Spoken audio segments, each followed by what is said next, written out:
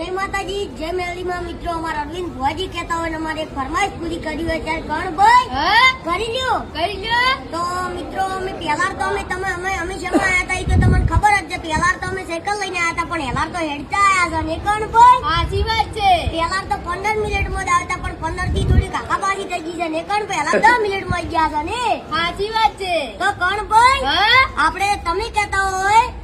અને મેલડી માતાના ભુઆજી કહેતા હોય અને ગીત ગાયો હા ગાયો